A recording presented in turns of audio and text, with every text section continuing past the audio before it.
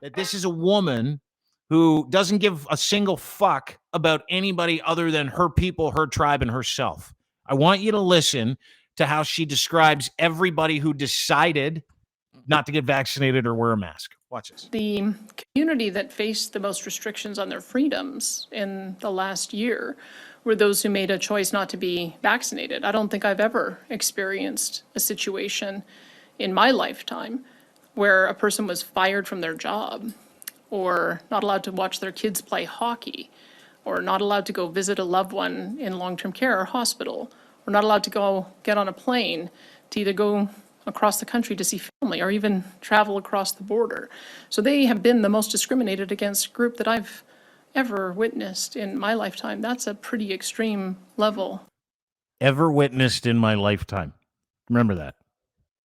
Discrimination that we have seen. I don't take away any of the discrimination that I've seen in those other groups that you mentioned, but this has been an extraordinary time in the last year in particular. And I want people to know that I find that unacceptable, that we are not going to create a segregated society on the basis of a medical choice. Basis of a medical choice. Your thoughts as an Alberta citizen and resident? Like I've said this countless times. I disagreed with the decision to make these things and enforce these things. And the reason I did is because I knew it would cause the damage that it's caused. My problem with her continuing to bring this up, because I think we're all at a point where everybody just wants to move on, right? I think everybody has to just get past this conversation that she's reintroducing. It's unnecessary at this point. She's grandstanding. She's it's awful.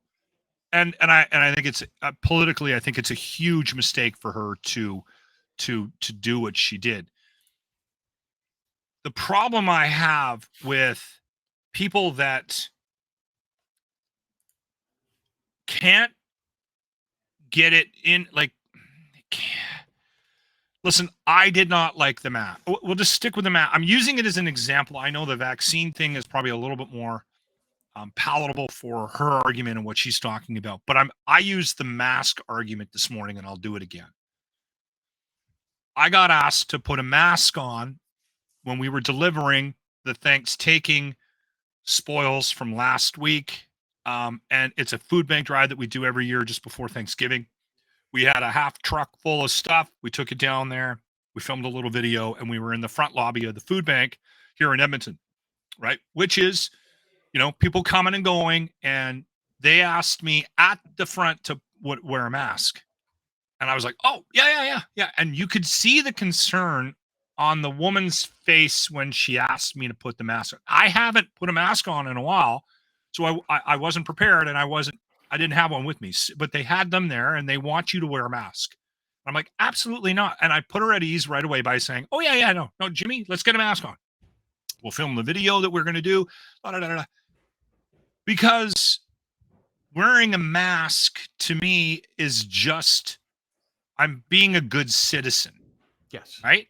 And if that's the requirement, and it's probably not even COVID related at the food bank, if we're being honest, there's a ton of stuff floating around right now. People are getting really sick here in Edmonton.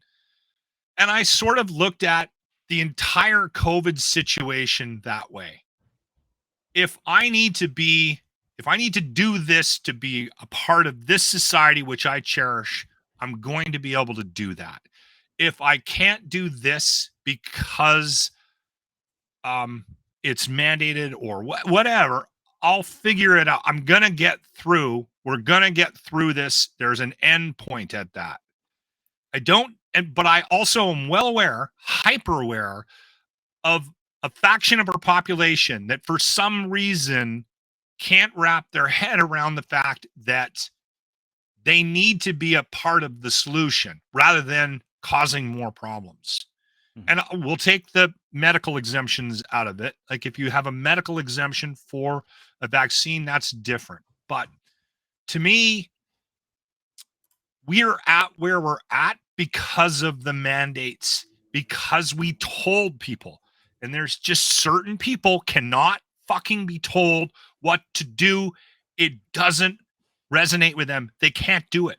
And for whatever reason, and I hate to be the stereotypes are awful with this, because we're being trained nowadays to not bring up stereotypes, but there's so many with them, with this group. They're like, I don't know why, but there was people with medical issues that were adamant against getting the vaccine.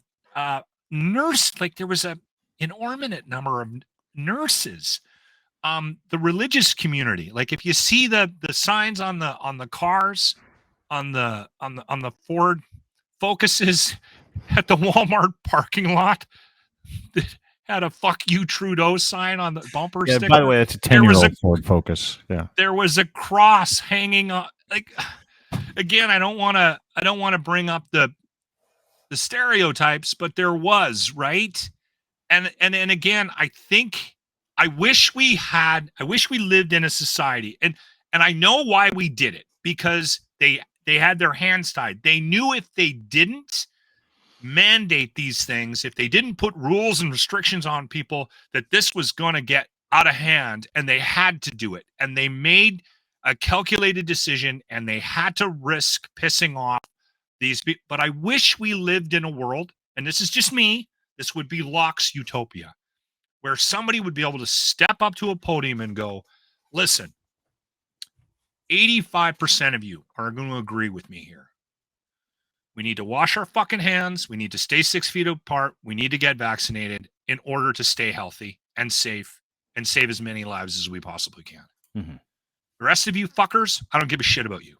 You're on your own. Good luck. Yeah.